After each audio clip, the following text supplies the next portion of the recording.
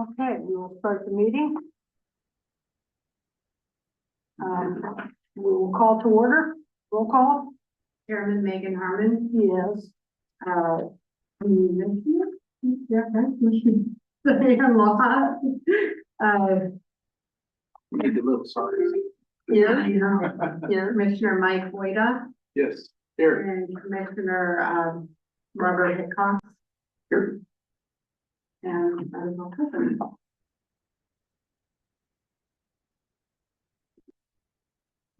Okay, we were all given the minutes. The one thing I wanted to know is I spelled her last name wrong, I believe. But that was it, from what I recall. Over the agenda. I don't have the minutes in front of me. I didn't notice it if you're looking at me. Okay, I think I had a D instead of a T. Oh, okay. Yeah, I have them if you want to copy. so I will correct those and send that out. Okay, I think I have them. Sorry about that. Not a big deal. Gonna call me later for dinner.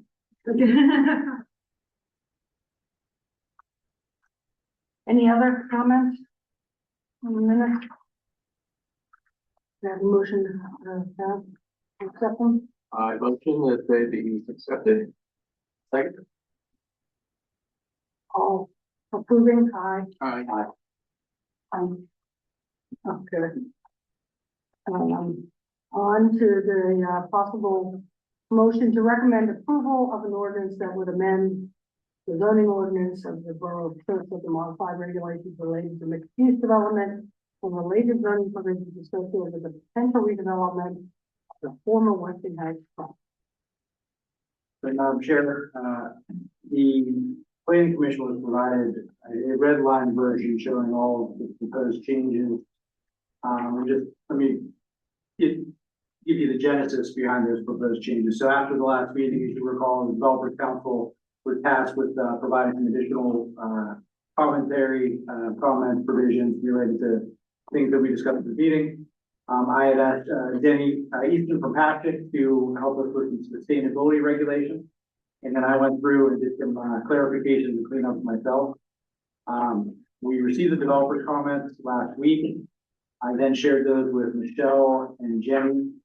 We accepted some of those, rejected some of those, and put together the revised version that's in front of you. I also shared that with Developers Council before the meeting tonight. And since that sharing, we received some comments, I believe yesterday, from developer that we'll address as we go through these red lines, because there's some that we agree with and some that are part of the discussion amongst planners. So with that said, we want to jump in, we can just go through the red line version, because we'd like to get, ideally, in a perfect world, we'd like to get a recommendation out tonight before the plan, just so this commission's aware, is the developer is going to be presenting at March 9th meeting on Monday to council to show a conceptual plan as to what this might look like should, multiple steps, right? That this is just sort of a vision of what it could look like.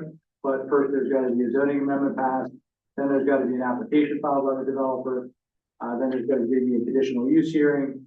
And, once all of those things are approved or those approvals are done, then ultimately, the development that's going to be presented can be constructed. But, a long ways to get from here to there, which is why we're really trying to keep things moving. I know the developer has previously commented that one of the anchor tenants is on a pretty tight schedule. So I think that's one of the reasons we're trying to keep this process moving. We're sensitive to that. And, again, I think the borough as a whole is trying to have this become a viable development that makes sense for everybody. So, so if we're looking at the red line version, we're just starting off with the recital. Actually, we'll start off with the preamble at the beginning.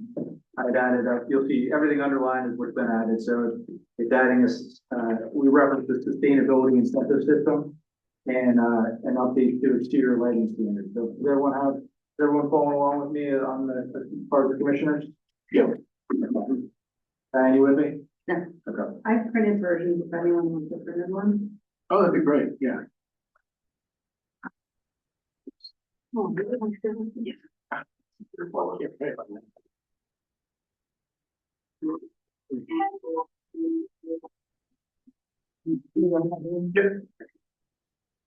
Thank you very much. You're good right now. Then you want to.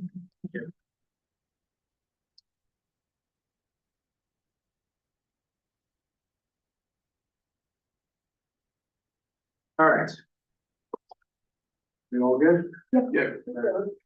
Okay, in the, we added a fourth whereas clause that talks about, just the basis for, commercial redevelopment and, the reasoning behind, these changes and trying to encourage mixed use development. Moving to page 2, we added, this is reference to the sustainability in the title there and, the encouragement of green development. New definitions were tattoo parlor and tobacco vape shop. And Jenny, at any point, feel free to jump in and, cause I know you had some input on some of this stuff, and if I'm misstating something, or if there's additional rationale for some of these changes, just say, shut up, Gavin, I got something to say. We might ask questions as you go, or you wanna wait? Yeah, let's knock them out as we go through. No. I first of all apologize that I wasn't here last month, and I know you did a lot of work, so I may be asking questions that are redundant. But I'm curious about the inclusion of the vape shop and the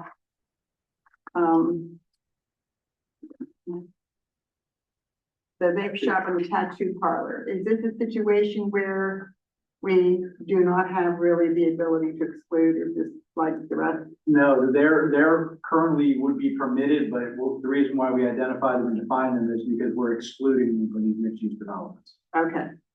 Okay. Thank you. Sure. All right, so tattoo parlor, vape shop, moving on. We have, our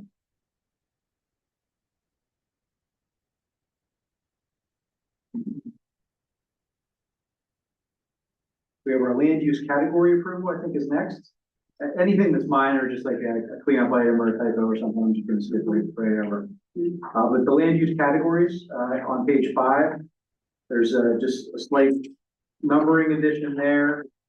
And so that list, as we had discussed at previous planning commission meetings, the different uses that would be permitted in this mixed use district. There is a provision, and I do not have, I'm not able to put my finger on it right now, but we wanted to add back in a reference that developers requested that all C1 uses, all other C1 uses that are otherwise listed would be also permitted. That includes things like banks, childcare facilities, things like that. Adam, do you have that section number where you wanted to add that back in? You want me to stand, come to the podium? Yeah, we're pretty involved, Right. whatever you like. So yeah, that should be in D there, the land use category approval is the subheading. And where we had it was, it says, as it's currently drafted, it says uses may include any of the following. And what we're suggesting, and then there's like the list that we've been talking about for the last however many months. What we're suggesting or requesting, I guess would be the right term, is for this to say uses, what did I say? May include any of the following comma and any other uses that Yeah. are authorized in the C1 district? Any of the uses that are already permitted in the C1 district. We wanted to clarify that those would also be could be a use within the mixed use development.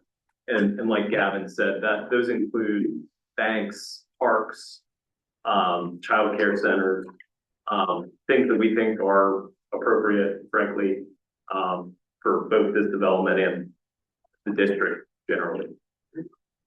And I think Borough Council had identified those uses as being appropriate in the C1 district already. So I think the goal of creating this mixed use development option is not to limit those uses, except to the extent that we're picking, especially tobacco, vape shops and things like that, and putting some other restrictions on some other areas.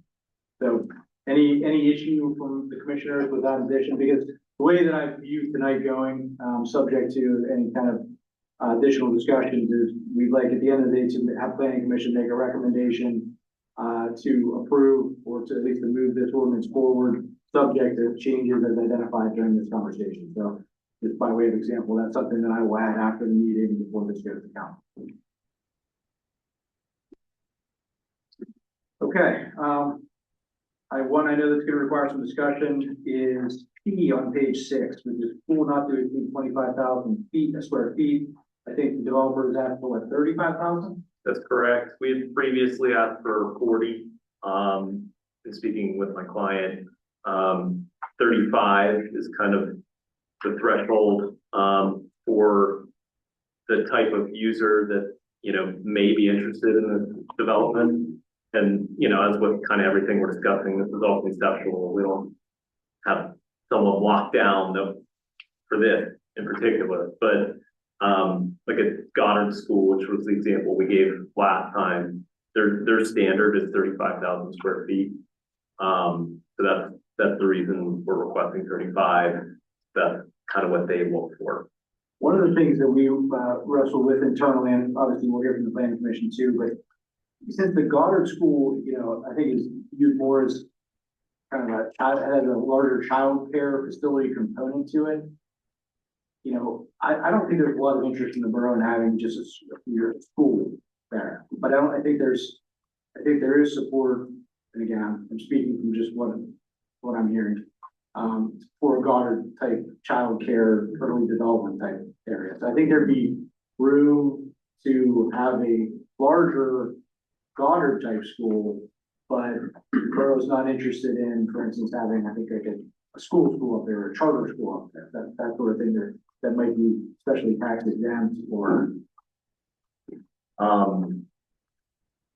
I'll let you Could we define school a little bit more? It's a pretty broad term. It's a broad term, that's why we really like to eliminate school and maybe just focus on childcare facility. We could add with a school with an educational component, something that meets that definition that would fit Goddard or Goddard. Because Similar. they do both, Right. because it's both, I Right. think that. And that's pretty much where that school would be a Goddard school, like that's who we would be looking at. Those usually, they fit into these types of developments. Yeah. So, you know, just getting an ABC charter school was not really, something we were considering. But those particular schools, the Goddard school is usually what will fit into these. And again, not really sure that that's really gonna fit our model. But in case that makes sense, we wanna be able to do it. It does draw lots of people to the site to help support, especially the retail.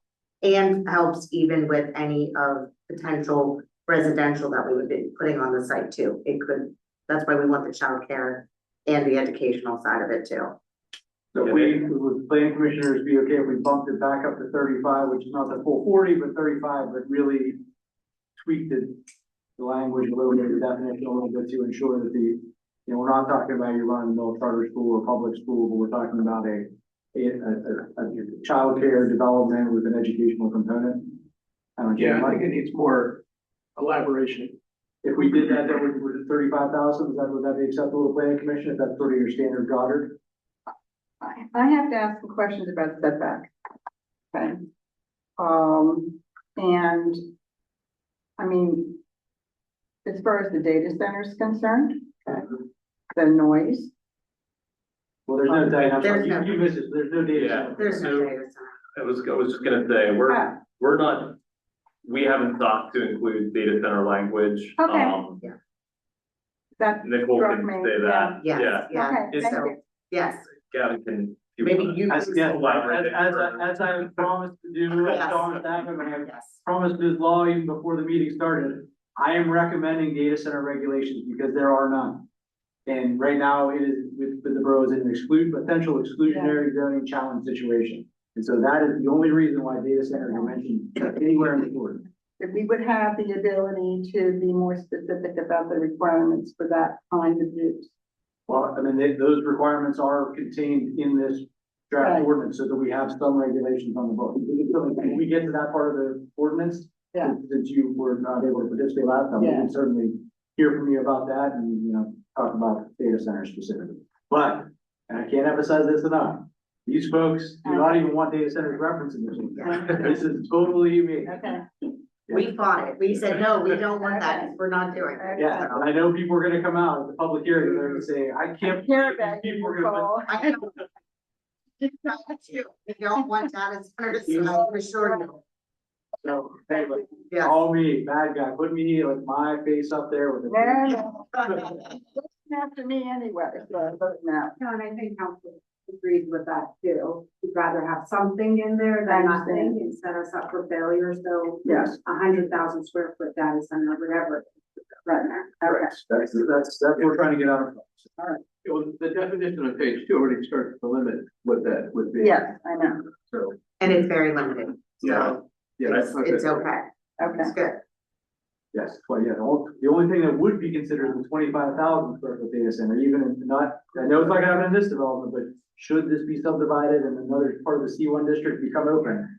It's a tiny little 25, but it's a relatively small compared to these monsters that you see, you know. Going up. Yes, Mhm. 25,000, really. It's almost so small, they would have to be associated with another use on a nearby Yeah. parcel, because that's the only, it would have to be like a tech company that would maybe want Right. to next door. Right, okay, That's how we're trying to do it. okay. Okay, so we're gonna make that change to 35,000.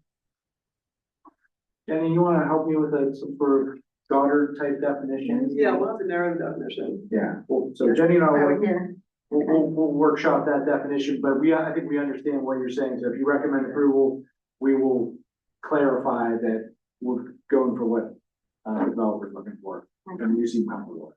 But we'll probably back up to 35. okay,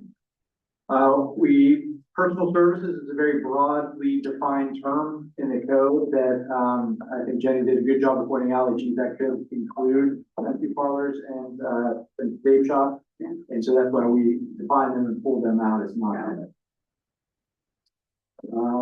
The criteria, the number 2 there on page 6 is just a clarification about the criteria that must be complied with. 1 gas station or 2 accessory gas stations, just, I can't remember if it was the meeting you attended, Diane, or not, but, the idea is like a BJ's and a Meyer would both have an I accessory think gas we station. discussed that in January. Okay, right. On top of that one, All right, use review, I mean, it's just the language tweak at the bottom of 6 there, which is proposed by the developer, which I like, because expedited makes it seem like we're just like flowing right through it. And so, use review, I think is better, so I appreciate that, comment, and I think that makes sense. We just got some section changes, top of page 7. This minor deviation, language, I think was more clarification. We wanted to talk about, you know, building footprints and pads. I think it's better as revised. Just again, clarifications at the bottom of 7. I don't think there's a lot of substance there to work through. 3 and 8. Again, clarifications, we're talking about, you know, where in this 8, on page 8 here, when the developer would have to come back to council for new approvals versus when their initial approval would allow them to use that faster, but not expedited, faster use review process. The timelines are what they are. Exactly. You could call them extra, you could just say the timeline, There you go. that's what they are. Right. So, okay, and just clarify that we've got some, formatting on page 9 there. For clarity, so at the beginning, if there's any additional stuff, goes to our zoning officer. So at the beginning, there's an initial approval, right? So that's what all council hears, that's what the public gets to comment on. And that's what needs to be constructed. Should it deviate from that original plan and meet under these criteria, then they have to come back to you for any additional use approval. Should it be a minor deviation, which I think is what you're referring to, that gets reviewed by the zoning officer. Right? Well, it gets reviewed by the zoning officer, but I think it's ultimately also approved by council. It's just not the full public hearing. There's the- That's at the bottom of the page, Mhm. for referral for council review. The council still has its fingers on this the whole way. I'm looking at our council person whenever I say that. It would be, the way I, Right. the way I kind of see that, Gavin, I don't know if you feel the same way, it's almost like a land development that would be approved by council, but Very similar. different than a conditional use. You say that, but I will tell you that this borough has so little land development that while that's the world we Right. live in, Right, I understand. can't remember the last land development approval that came through this. But it did the council, that is one of the last land development approval. I'm just trying to get you in the minutes on the record. Yeah. Might have been a borough project for all I know, like the pump station or something. So anyway, Yeah. The gas station that was put here 40 years ago. All right. Yeah, I have a question. Yes, sir. Master development plan and, mixed-use development, the anachronisms are very handy. But is there a definition of those somewhere already existing that doesn't need to be? Because there's not really a definition section, we just kind of sprinkle them here and there. I believe that the first time they're referenced, they're spelled out in this particular ordinance. Let me answer your question. The first time, they're not existing in the current ordinance. But I believe that what we did is, was the first time we referenced them in this ordinance, we spelled them out and then we started referring to them by the acronym. Right. Yeah, they're spelled out, but there's nothing really missing in terms of having them as a definition. I don't think so. It's one of the things it's so difficult to define because it just sort of exists within the context of these regulations. Right. And so I think it just is this, for lack of a better way to put it. Okay. Because those things are, you're right, those things sometimes are defined They separately. keep popping up and, yeah. All right. Moving to page, we're flying along here, page 8, page 9 is formatting. Something, Gavin, there is someone that's raising their hand right now, but this is the time for public comment. Correct. And I just wasn't even sure we had virtual public comment up and There are. There's this, oh, yes, correct. Yeah. I think if you want to comment, I think you need yourself to be in person, right? We are, for the benefit of the borough residents, we do broadcast them, but. Yes. Am I allowed to comment after this? Yes, you may. When your public comment time is here, I will sort of let you know as well. All right, I think that gets us to page 11, which is where we have some significant changes / additions or additions / changes. And I think I really like what Jenny did to this, except that it makes me do math, and as a lawyer, I completely start blanking when I see percentages and numbers and points. So Jenny, can I turn it over to you for subsection O, page 11, and just kind of talk through kind of what you put in, why you put it in, and how it all works? Sure, so yeah, I acknowledge that this is a bit complicated, but essentially what we've introduced here is a voluntary sustainability incentive system. That kind of folds into the mixed use regulations with the intention of giving developers a reason to do things they may not otherwise want to incorporate in their developments with regard to, say, LEED or passive house certification, green roofs, cool roofs, on-site solar, geothermal, stormwater performance standards that exceed what the borough requires, tree canopy, EV charging. There's a whole menu of options there. Again, everything is voluntary, but a developer interested in accessing some flexibility could achieve points for things. I think we have 4 categories here that are very rigidly defined. A bonus for building height, which would be just 1 additional story, or 10 feet, whichever is less. Building envelope expansion, reduce setbacks or frontage flexibility, up to 20% reduction from required setbacks, or administrative flexibility, maybe a slightly expanded ability for the zoning officer to approve minor deviations. So having this kind of as an objective system reduces the amount of case-by-case bargaining that might happen when a new use comes along. All bonuses would have to be expressly approved by council as part of the master development plan, and council would have full discretion. The zoning officer would also be accountable to ensure that these sustainability features are being installed as proposed.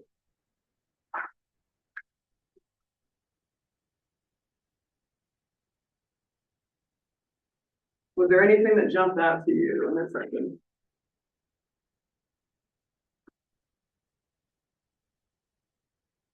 I was wondering about enforcement and compliance. And I think I recall reading that it was mentioned something to the effect of where required or something like that. And I didn't really catch where that was required. And I would maybe suggest that more enforcement and compliance might be needed for some of these, items. Some of them come with their own enforcement, certain certifications, but maybe not everything.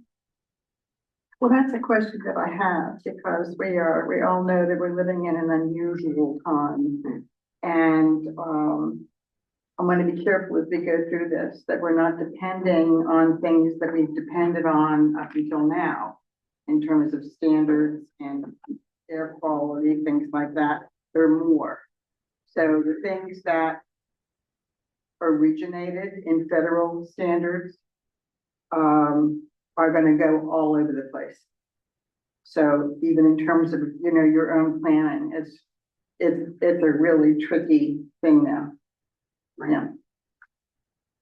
Yes, we do have these enforcement provisions at the bottom of 17, I think that's what you're referring to.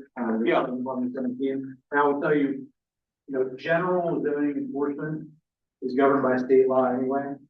So, you know, should there be a violation of, say, the sustainability regulations or any other condition of approval or failure to comply with our code, either this provision or generally, the borough retains the right to issue notices of violation, to seek injunctive relief, to seek civil penalties, things like that. So, we do have a stick behind all these requirements should there be a lack of compliance. Not that I would suspect any lack of compliance from these folks, but should it be there, or should that occur, we would be able to enforce it. Okay. And is our code official able to enforce things that, like, over time, I don't know, for example, there were trees, they died for whatever reason, never got replanted? Well, so that's actually a pretty recurring issue that arises through the communities that are having a lot of development, right? There's this idea of landscape bonding and replenishment. So there certainly could be conditions of approval that require maintenance of landscaping. And I think the good thing about a development like this is it's in the developer's best interest to maintain landscaping and tree coverage and things like that, because it's gonna be attractive to tenants, it's gonna be attractive to, you know, visitors and guests. But should that not occur, it should be a condition of council's approval ultimately, or be required by some other provision in the code. Yes, we would have the ability to enforce that. Good. All right, well, everyone totally agrees with every one of those things that Jenny put in, so that's gonna happen. So good. Well, I mean, we can always, you know, if you see something, we'll continue on for now. If you see something where we can definitely get back and address it. We had added, under page 18 is where we are now, and we had added accessory gas stations. That's, you're required to follow, the provisions that, gas stations are required to follow. However, we did make some, changes to kind of acknowledge the fact that accessory gas stations that are associated with these larger grocery type uses are sort of located, or can be located in the interior, exposed to other retail uses, not exposed to residences. And so does it make sense, you know, to require some of the, for instance, let me see here. Like, for instance, I guess we jumped to 19 is what we're going to jump to mind, like the landscaping and buffering. We reduced, you know, actually, this is on page 20, the one I'm referring to specifically. Okay. But we reduced the requirements for landscaping and buffering for accessory gas stations that are constructed in the interior of the development. And then when we go back to, sorry, jump back and forth, we're going back to 18, we're talking about vehicular access. And again, because of the way that this is going to be configured, unlike a gas station, it's going to need direct access to an arterial road. These internal accessory gas stations are really going to be connected to the development itself rather than being required to front on Buell Road, for instance, or one of the larger roads. Question, why did we cross that, dark sky cutoff requirement? Good question, because we do address that multiple times later. What we didn't want to get married to was a sort of a standard, like dark sky that it's almost like the Kleenex versus tissue kind of standard. We wanted to do something that was more objective. Okay. So I asked Jenny to talk to her passion folks, and maybe she knew right off the top, because she's pretty smart, Yeah. off the top of her head. You know, what would be similar but objectively measurable Yeah. without having to have it be dark sky, you know, Okay, maybe there's a fixture that meets the requirements, but isn't technically dark sky for Yeah. whatever reason. So we addressed that by addressing, if you look at F on page 19, we addressed that with these foot candle measurements. And for both commercial and residential, I know the developer has some comments on this, so we'll let them speak after we let Jenny speak. But so not only do we address it here for gas stations, but we also are proposing, I'm not gonna, we'll get to it at the end, but there is a general lighting standard for development in the borough overall. And it's something we had relied upon to add a lot of conditions to Amazon, as you'll recall. yes, I do. What we wanted to do was make that more objective, so that exterior lighting is being updated to mirror this sort of dark sky objective standard. So, I may have, before we'll get to the developer, but before I move there, Jenny, did I misstate, or do you wanna, anything you can add in addition? No, that's accurate, and I think that about covers F here. We can talk a little bit more about, uplighting, we get to the general lighting standard. All right, and so I know you had talked to a couple of potential tenants who had raised concerns, and we want to try to find a way to keep our strong lighting standards, but address your concerns, especially if they're only associated with things like landscape lighting and, you know, other things that are not going to be impactful on neighboring properties. Understood, yeah, and I think, so I think you and I talked about this, when we start getting into foot candles and lumens and those kinds of things, like, those are technical things that I am not an expert on. I don't know if 0.1 or 0.5, like that means very little to me, candidly. So I know that, you know, discussing this with my client, they in turn discussed it with the hopeful users of the property, and some of the thresholds, and we also like the idea of an objective threshold, because it, you know, if there's, when you have things in there like reasonable, like each one of us could have a different view of what reasonable lighting is. So we like the idea of an objective threshold. Unfortunately, the threshold in F, we are told by the potential users that they're not readily achievable and not standard for a gas station. And I should preface that with, and it comes better from you and from Adam, our goal is not for this to look like a truck stop. we want it to look nice too. So we're not saying don't give us any lighting standards. We want it to look nice, but we also want it to be something that the end user can achieve and have appropriate lighting for their business. You know, they have concerns if it's too dark with liability, all those kinds of things. So they just want it to be appropriately lit in a manner that is consistent with other developments of this kind. And to the extent you or Adam want to elaborate on it. I feel like a Claire study, like, you kind of see what that would be. You know, like maybe make this is like the baseline, but if you will demonstrate compliance and produce a study that shows that it's not going to be obnoxious or, you know, injurious to anybody. Well, and there is a glare-ometer, which is definitely not called that, but there's a way to measure the glare. Yeah, I mean, I never heard of that before. I've learned about it through some solar. yeah, we do glare studies all the time. Yes, right. You would know that exactly. So there's a scale of glare. Yeah, that's all green. Green is good, green Yeah. matter, yellow is. So that's possible, Yeah. but like, let me ask this, are you proposing a different number? Yeah, whatever we had in our last draft, which I can find, if you give me a moment. I think we used lumens as opposed to foot candles. Yes. And I don't, like I said, My ignorance Like the far way that- exceeds yours on that. Okay. I'm punting this directly to Jenny for, so, you know, how those translate, I'm not gonna pretend to know, but, I can pull up our number. I think it was, It was 40,000. 40,000, I believe, At the lumens canopies per, for yeah. So to just kind of talk about it, and I'm gonna let Adam actually talk a little bit more too, but the canopies at the gas stations, right? This is light that's shining straight down. These end users they need a certain amount of lighting. We're talking strictly liability. We can't pump gas in the dark with 20-foot candles. It's not doable. It's not realistic, right? So this light is shining down, it's on these pumps, it keeps people safe, makes people feel comfortable. The site has to be well lit, just on a liability portion, period.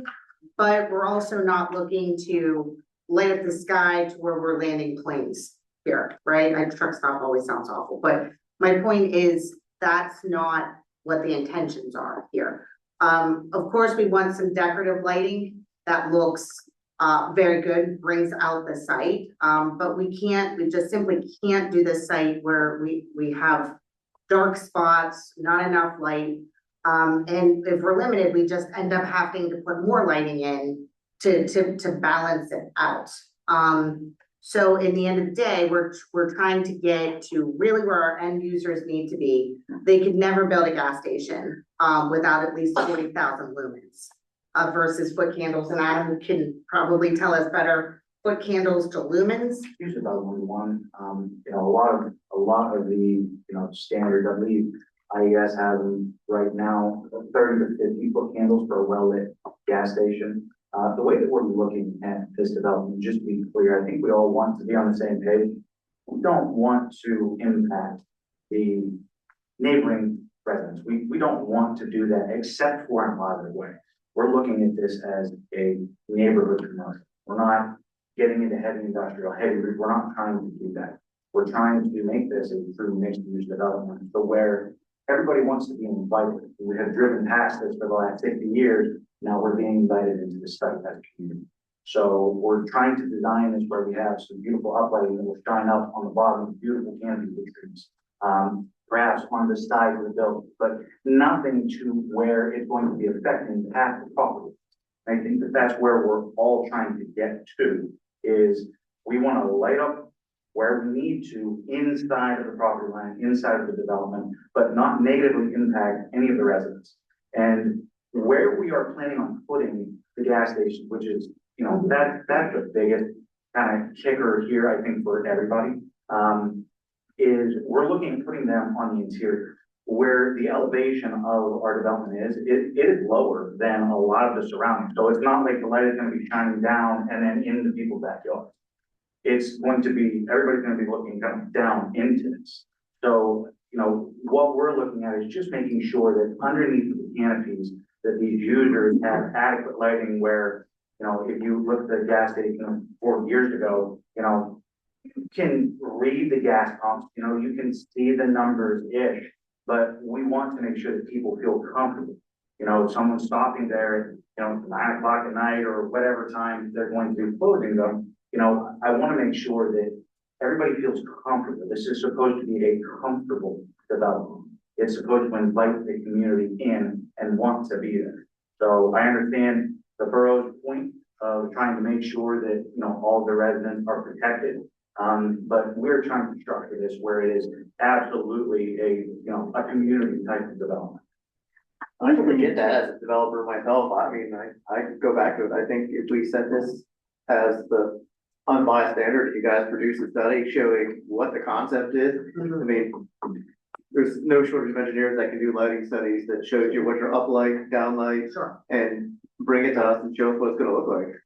And like, great, this is awesome. Why is this light out there? I mean, it's kind of the same thing people do when they do sound studies. Why is so much down here versus here?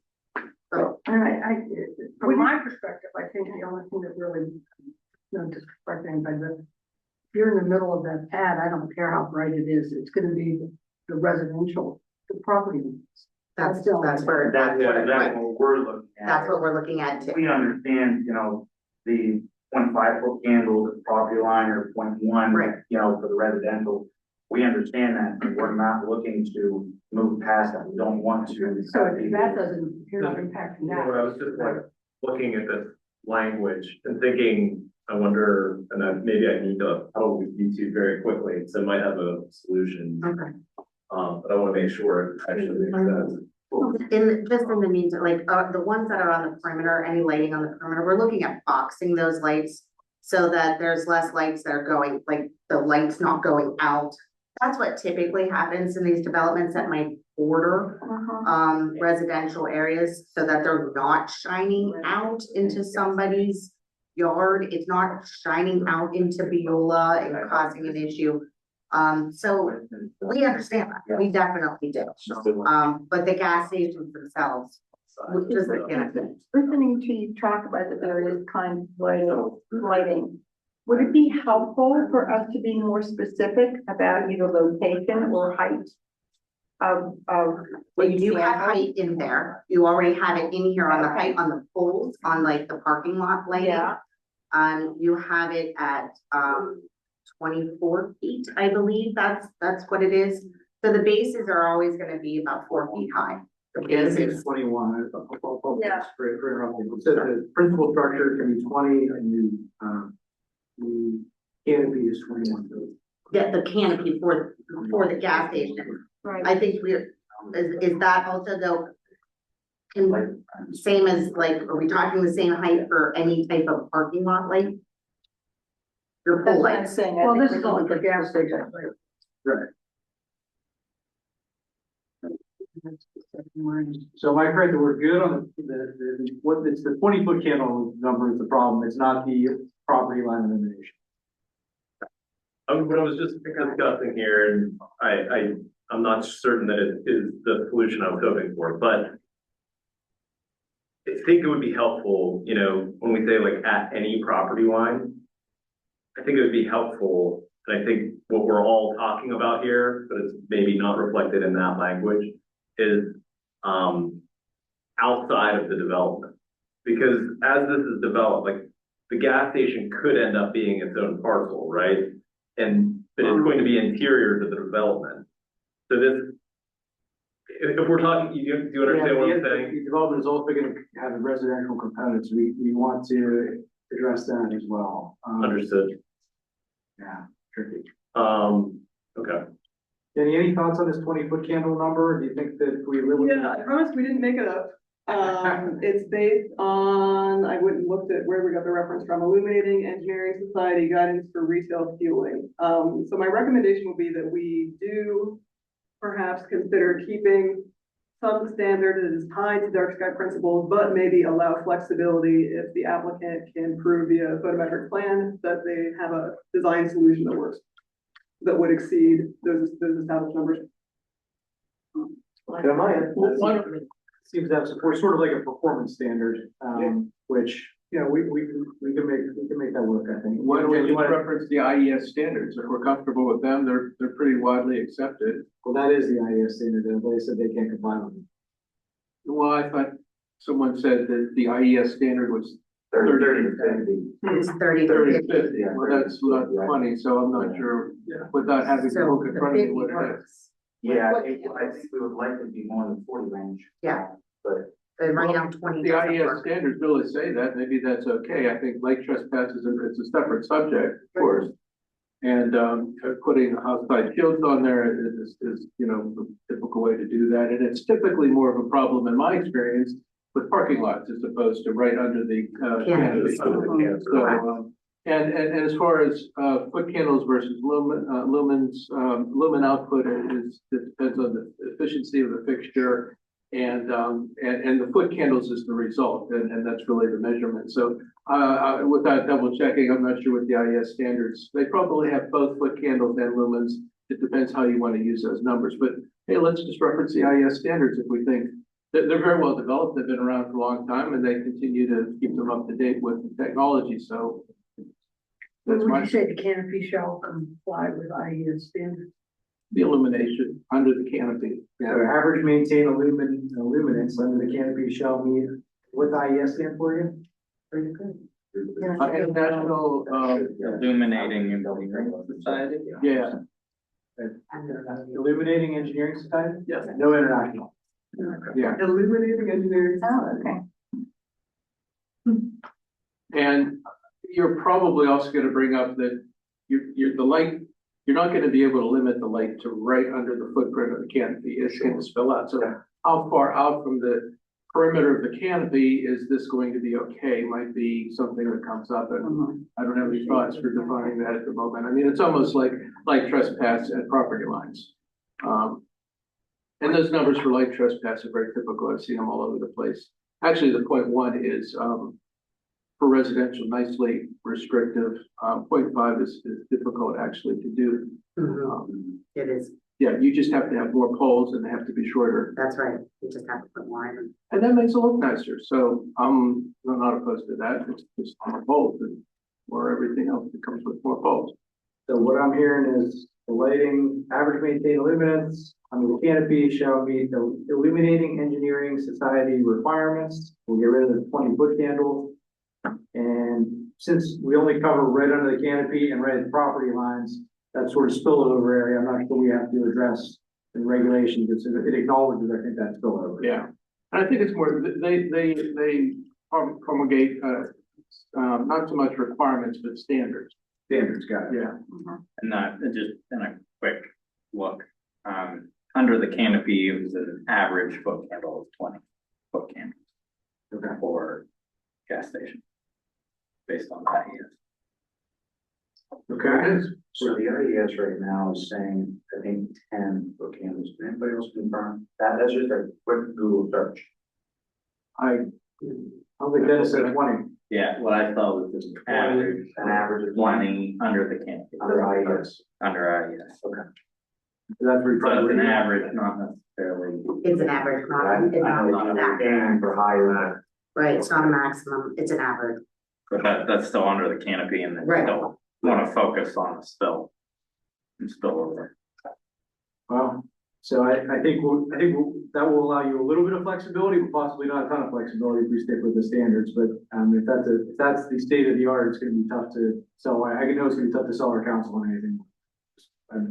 Light pollution was such an issue. I'm sure partly because it's been so dark and quiet up there. Yes, That of it's course, going to be of course it is. so, any development is gonna come with light, right? Right. And there's going to be, I don't wanna say glare, but it's gonna be noticeable. There's gonna be more light than a vacant Exactly. facility.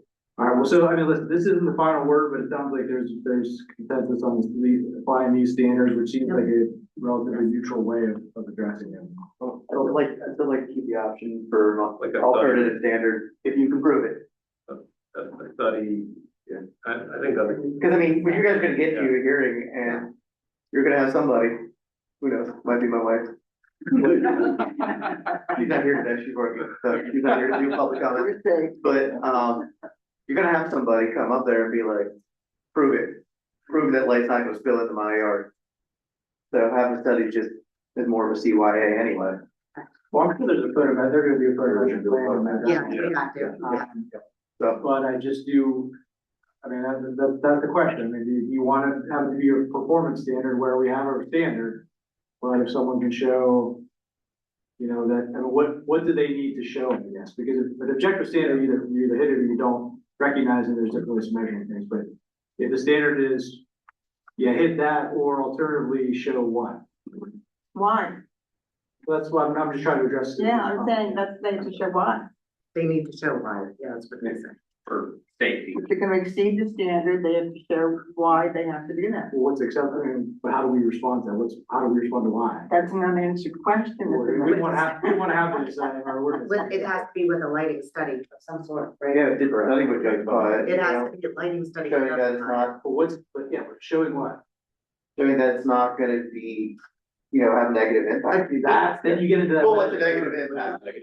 That's where. And that's just, That's the challenge. sitting in your guys' shoes, cause I do this all the time, The typical You're gonna photometric analysis shows a point by point of how many foot candles are in each of those low dots, and then it calculates what the average is in certain areas. But what it doesn't do is, it's like, unfortunately, it is low, because when you have to look up, Line of sight. it's not gonna, all the glare that we see here, when someone looks up at night and sees, some high poles or canopies or whatever, that's what the complaints are gonna be. Mhm. They can't really perceive how many foot candles are at 30 inches above the ground or on the ground, whatever is That's right. measured. So, so a photometric analysis is only gonna go so far for discussion purposes.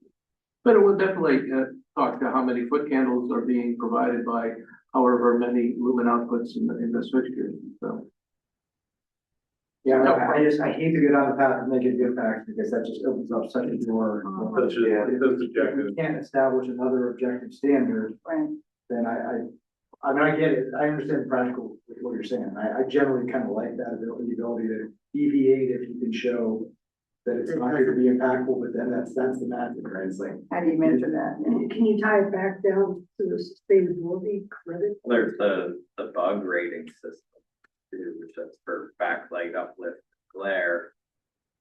Specifically, so I don't know if, again, I'm not an expert on it, but I know I've heard that elsewhere. I just kind of looked it up again now, but I've never seen that in an ordinance, I'm not saying it has to be part of the metric plans, and I've been hearing about it, and I just go to sleep while they're talking, and I can get it back up when they're done, but I don't know, I mean, listen, I always prefer an objective standard, I think it's good for the developer because it prevents them from getting an appeal on a frivolous, like, I'm being impacted.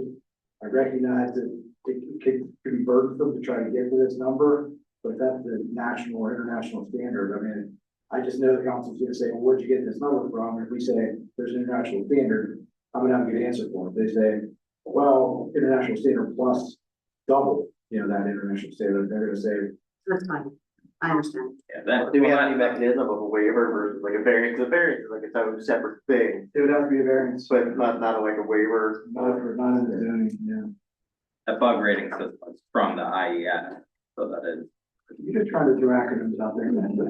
it's a good act. Someone cut it in and that off. No. So are any of the gas stations thinking of being 24 hours? No, Is there a possibility of doing light limits or different type of lighting during the day versus night? I don't know, if that's an option or something. It would be great, if that's what they plan to do, and I'm sure they're gonna need night lighting for security purposes. Correct, yeah. Some, of them, but maybe not the canopy, yeah. Correct, yeah. That's something I don't know that we need to require, I think that would be a great condition of approval, I think, for council, especially if that's what you're planning on doing anyway, or that's what your tenants are planning on doing anyway.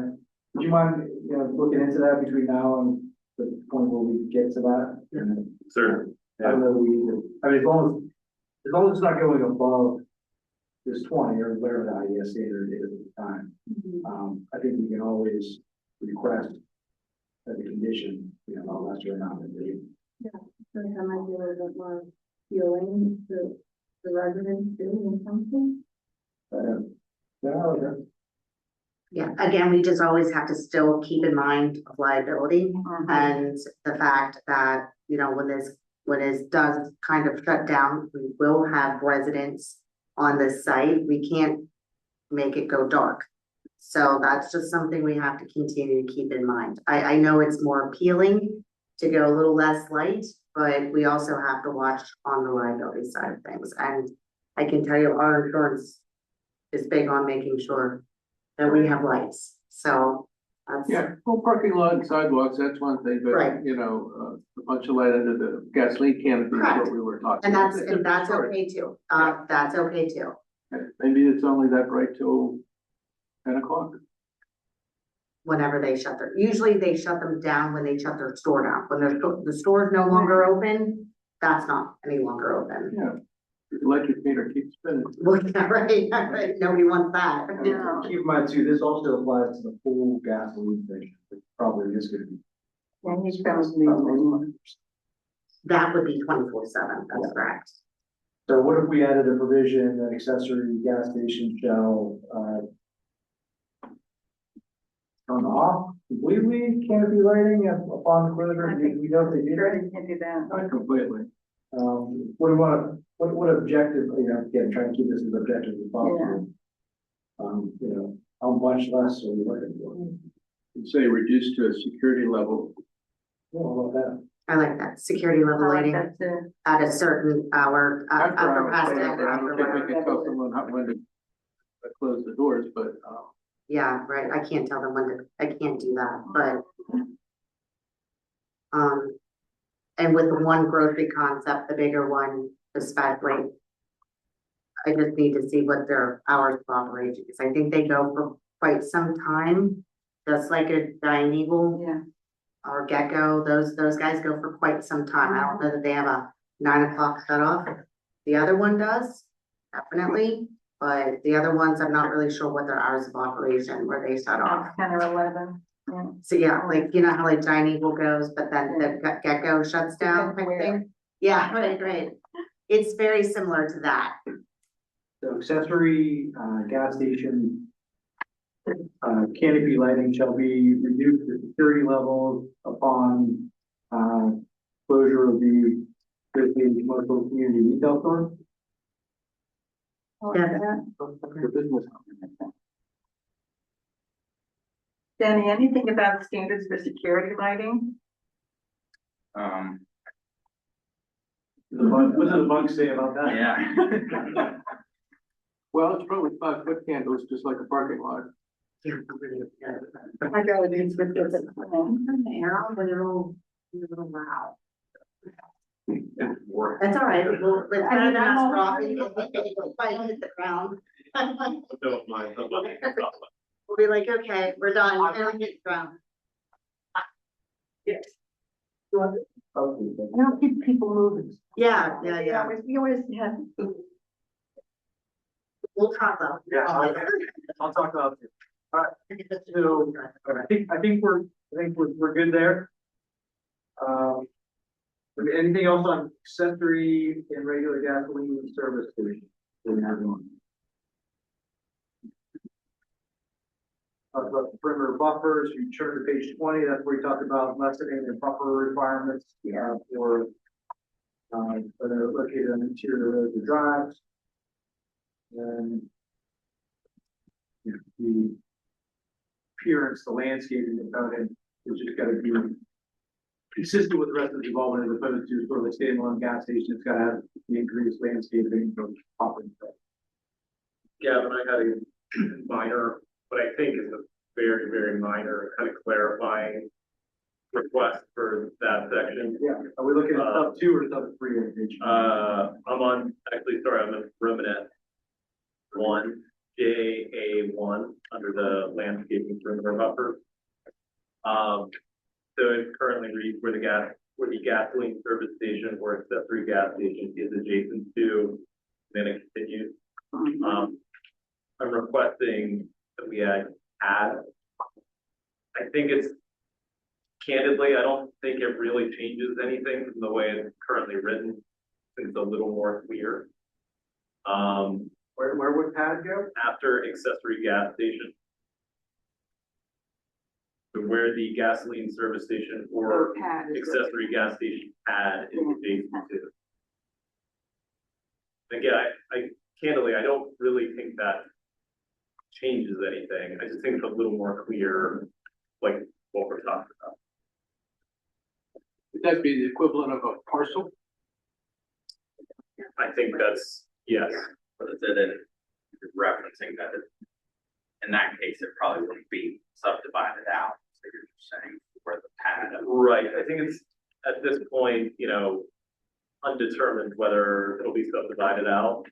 So, I think it probably would be. It will be, Okay. Even the yes. accessory. So, yeah, so the grocery concept was bought by pad 1 for their store, pad 2 for the gas station.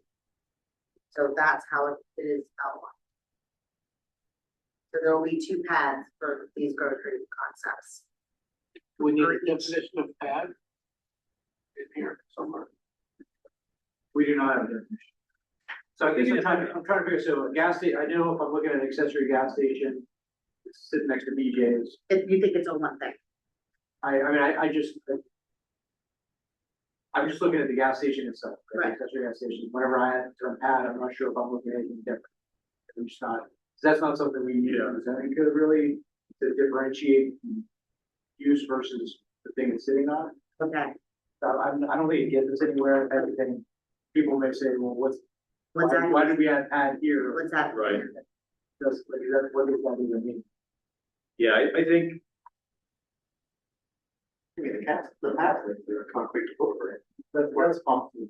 Right, and anything that's paved outside of that is kind of just like, yeah. I think we might be hunting for a problem that isn't involved. Okay, Okay. I think I'm okay. I do. What we're trying to avoid, the reason we talked to our council about this is technically the way that this all sits is it is all adjacent to a residential system. Well, not all of it, but a lot of it is adjacent to it. So we wanted to specify and make sure that, because we are planning on having the fuel stations in the interior of it, we were hoping to have a little bit more relaxed standards than a 30-foot setback area inside of the development itself. I can understand that if we put the right against something, which is not what we are planning to do, it's just what we put on. So we're just trying to make sure that what we understand it to be, like Gavin just stated, where it's going to be inside, we're trying to make sure that we don't have to have the very deep setbacks for land.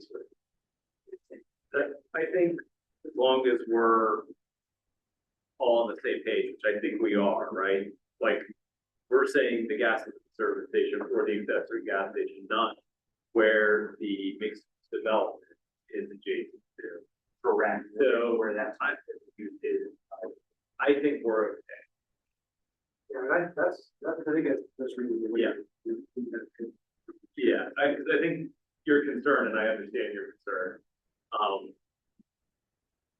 think it would apply to where the mixed use development is adjacent to. That would think that, but I think without that, I think I'm okay.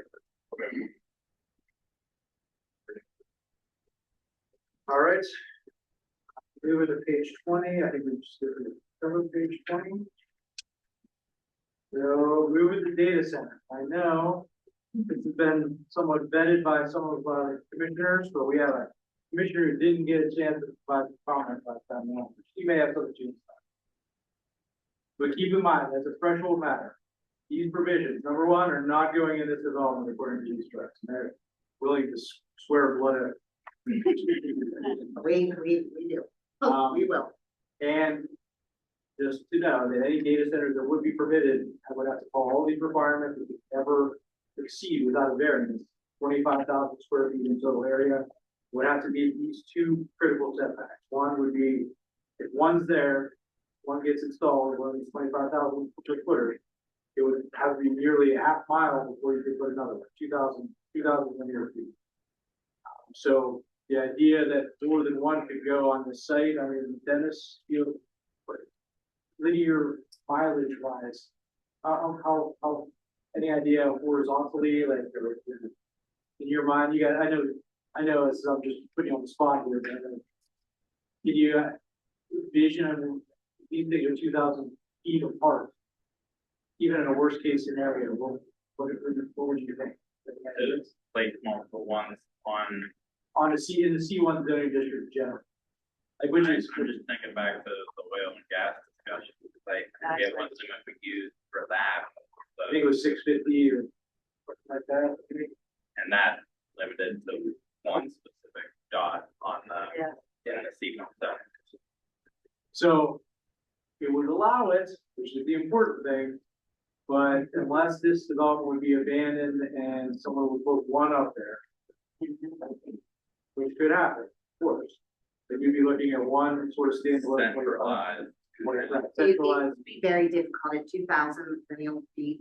We only have 135 acres. It would make the rest of this development not make the least sense. Well, let me clarify too, that 2,000 linear feet is data center to data center, that's not property. Property line setback is set up at 500 feet, which I think is closer to the oil and gas development. Still didn't permit a well pad, except in maybe one or one.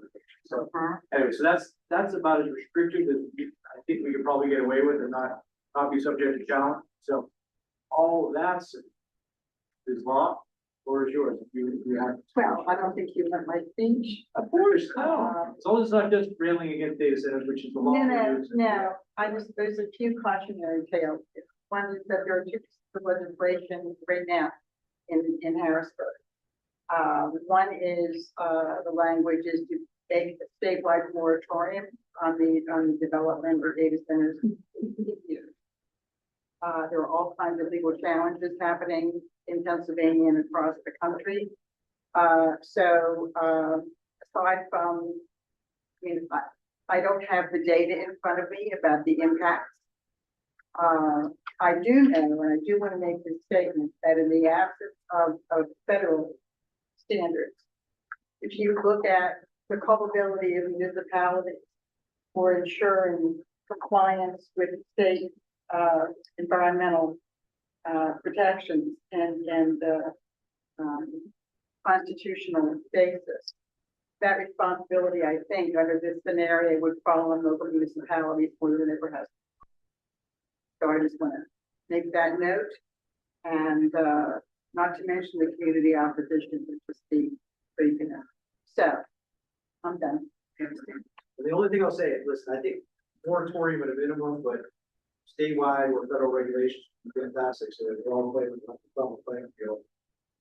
But I just know, due respect to our General Assembly, especially if any of our General Assembly legislators are on watching right now. We've been trying to get it a lot passed, so you don't have to publish legal notices in the printed newspapers. Yeah. For a decade. Yeah. And we can't get that. Yeah, or the people's radar in Right, Toronto. right, exactly. So, while I know that they have a difficult job, and I respect the hard work they put in, I don't feel that we can count on them to do it. No, that's true, but it's bipartisan, which was really noteworthy. Okay, so back, I'd like you to hear how it calls for, if they're using the borough's electric grid, or there has to be some sort of study conducted. That's a right one. Well, I mean, any kind of development has to have There are many an things. interconnection study. The Duquesne Light has to prove that you can do it. Correct. Right. Hell, the solar panels on my roof, I had to do an interconnection study. Yeah. And then the developer, like if they have to put it up, they pay for it. Duquesne Light studies it. Well, the big thing It is wasn't water. back off. The water usage Yeah. is That's directly as well. I feel like the average data center is like 100,000. It is, and up for the next year. and So we must have put it in the timeline, let's say, and only one. yeah. That's the idea. Or 2,000 lineal feet between two of them. Without getting too far into the weeds, whatever you want to do it all, but, the water stuff, the more modern facilities are finding ways to use a lot less water. So I would think the 25,000 square foot, you probably be sufficient, like way less water than some of the earlier giant hyperscale ones were, which is this could be with these regulations. Probably get something that's a lot different than people want. That's kind of, that's that kind of thing. It's, yeah. Yeah. I wonder how their facilities would manage the use of water that half might have. Right, Hey, Latin America may not represent certain different areas. We might have to talk about this after. If we're doing a couple ourselves. Alright, so that gives us, unless there's further comments on data centers, which I think we've done pretty well, but thank you, how many of your comments you want to take it out? Absolutely. The, page 26 is the new exterior lighting standard. And so, we wanted to, again, update what was somewhat vague and ambiguous, so I stole Jenny's language on this exterior lighting, standard, so let's all give this a read and see how it impacts what we've just discussed with the principal capacity.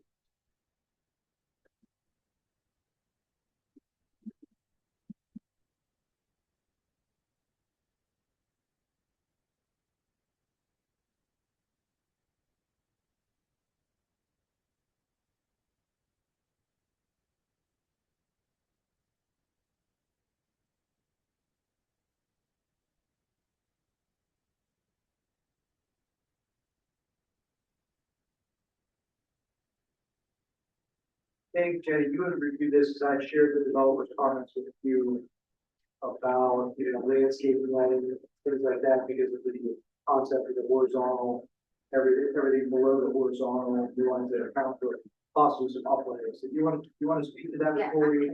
let me. Yeah.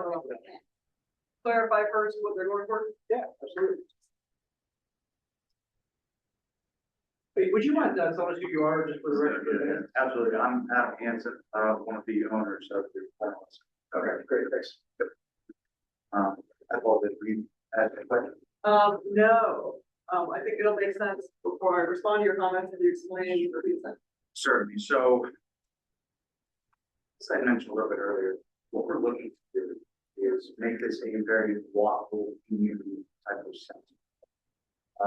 With that, we're trying to make it almost like a park-like setting where we would love to have some beautiful uplighting, and some of the trees shining up onto some of the buildings, not spilling out outside of the development, but rather just creating a nice ambiance where people, you know, they want to walk their dog or whatnot, come through.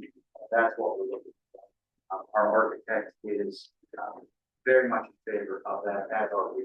So it's something that really gave us pause whenever we saw that we couldn't have anything over the Oracle. It's something that we were really counting on to make this a beautiful setting. And again, our architect that we picked is the one that did the waterfront Homestead. So when you see that town hall where the Starbucks is in Homestead, where you see that nice like uplighting and it's walkable and people are walking their dogs and they're enjoying it. That we wanted to mirror something to that. And that's why we picked him as well as the architect, because it's a success. So that's kind of why we were looking at this. That makes sense. So I think it's kind of a policy question for the planning commission, in terms of how rigidly you want to adhere to dark skies.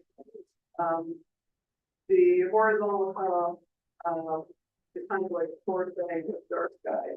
We have a lot of architects experts in the office.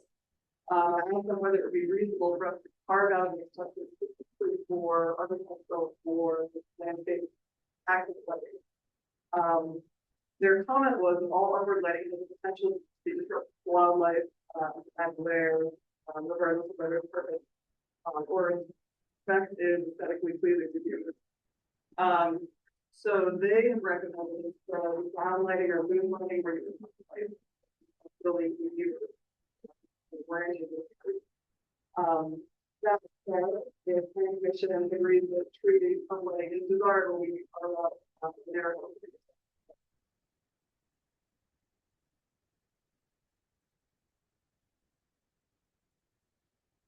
My impression on this paragraph is that the intention was mostly for general lighting, not necessarily accent lighting in landscaping or on building facades.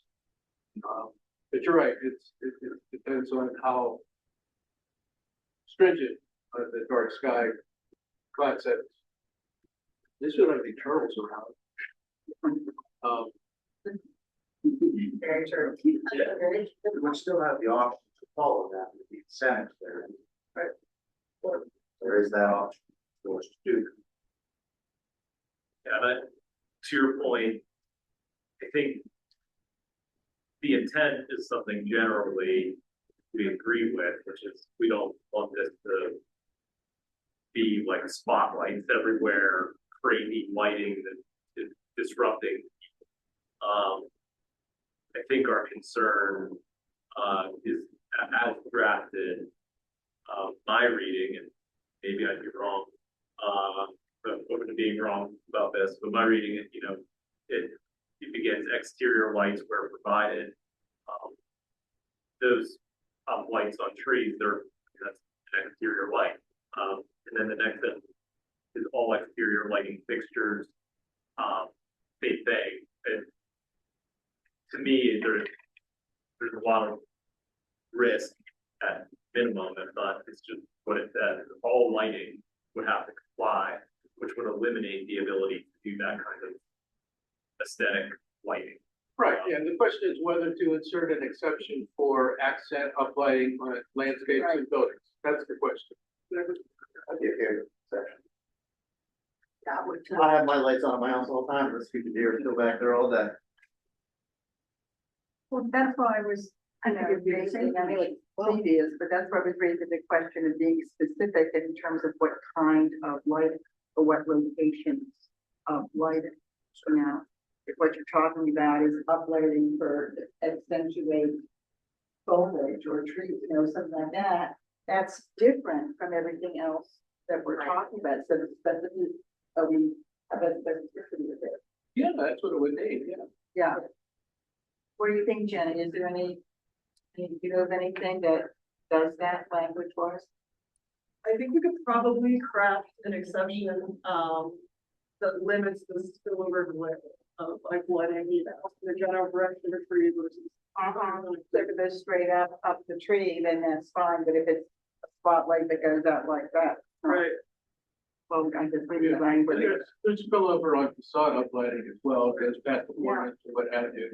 It's just, I'm sure that territory, that's all. But then you will wanna, limit, laser lighting, Oh, that's a Laser good lights. one. even though we're not near the airport. Right. We don't have to cover ground landing and this sort of thing. All other can of worms there. I know.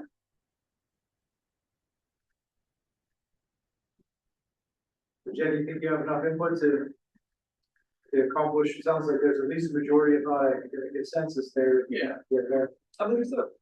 So you trust us to capture what you're trying to accomplish here with the, Again, a standard of some kind. yeah, allowing some accent lighting, limiting lasers and anything that's gonna cause it to bear spillover impacts the properties or the sky in general, you know, as soon as Adam said spotlight, I started wishing.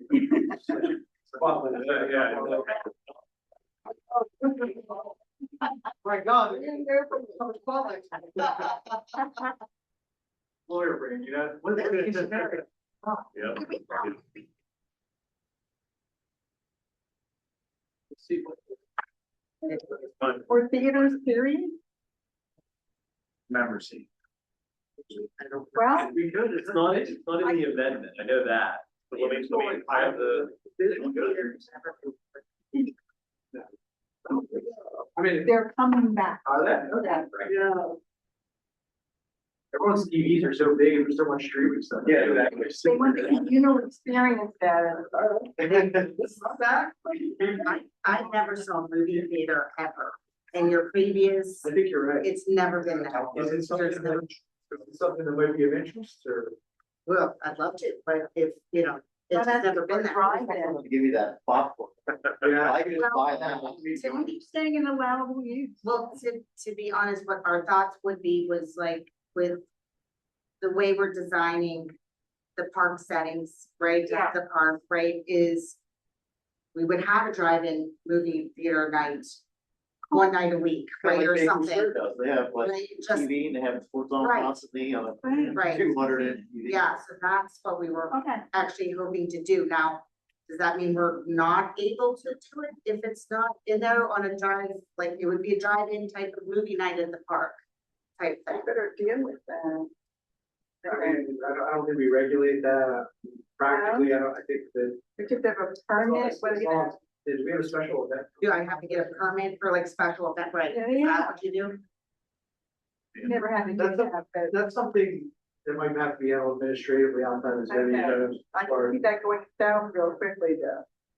There's gonna be noise and lighting protections there, but I don't think, because that's not a movie theater either. No, it's like a drive. It's Or it's like an event. Like an Right. event. Like an event. It's an event. I think we would, I think if council supports that, which I can't imagine with people that are Right. I think we could create by regulation resolution with some way to accomplish. that. Okay. Alright. How about an amphitheater? Well, we've always wanted an amphitheater. Now we're talking noise, this is the mic, Yeah. it's the mic point there. Oh, well. The forested area, but All right, so close it, do something with that. Yeah. So we're gonna hear, so I think we know what to do with exterior lighting, so I'm gonna, before I take a final run through here, try to repeat what I think you want this document to look like. I suggest, Madam Chair, we open it to, public comment, because there's a member of the public who they want to comment. My questions weren't answered. I have one question, yes, I do have, of course. Of the 135 acres that are on the site, how much of that is? I believe it's like 90, like 90, like 80. Yeah, that's what. Around 80. Give or take, We're still working with our consultants to maximize with our, value with what the contours of the site currently are, grading, all of that stuff. There's a lot that goes into it. So we're trying to determine that specific number. but we're in this period Yeah. of 80. Okay, let's take a run through and, see if we got what you're asking us to do, and between Jenny and I and Michelle, we'll take those changes, if it gets past our recommendation and, get it moving forward. So, anything else for the developer before I begin this exercise? No. All right, so, Good motion. you want the motion first? I was gonna rattle it off. Okay. Yeah, that's all right. Then you can just say a motion to recommend approval subject to those changes. Oh, got it. So on page 5, letter D, number 1, we're gonna add uses may include any of the following, and then, or it says uses may include any of the following, and we were gonna add, and other uses permitted in the C1 zone. That will bring in the banks, the childcare. Next one is the following page, page 6. We are going to change 25,000 square feet to 35,000 square feet. And Jenny's gonna help me work on a definition that will sort of merge the school childcare concept, so we get a Goddard, but we don't get a elementary school. Right, exactly. All right. I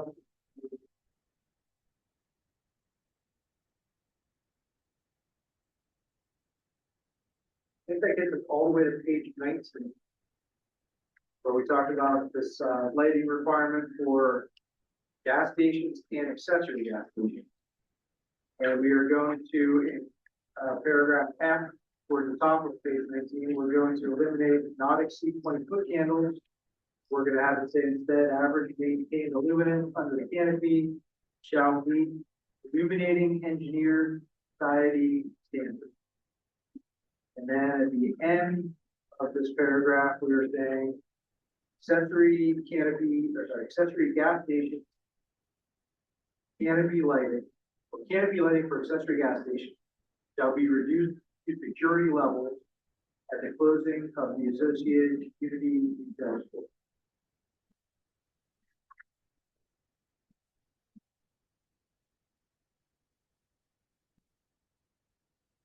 And the last one is, page 26 for exterior lights. And then he is gonna give us some language for addressing the accent light, the limited use of accent lighting, that sort of lighting, but to ensure that we're not creating unreasonable glare. Did I miss it?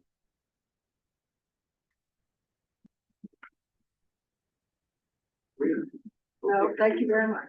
All good? I think we may be, so it would be appropriate then, Madam Chair, to request a motion to recommend, approval, or, let's just call it a motion to recommend forwarding the draft ordinance to council for consideration, subject to the changes that, stated by the committee. You can just say. What he just said. Yeah. Anybody make the motion? We have a motion here. Okay, I'll second it. All right. Is there All any, in agreement? any further discussion from the planning commission? Aye. Aye. Okay. Unanimous. Unanimous. Well, Good luck. thank you. Thank you. So to the development team, I guess we're gonna see you at the council meeting on March 9th. Okay. Which is Monday, 7 o'clock start, try to get you probably early in the agenda.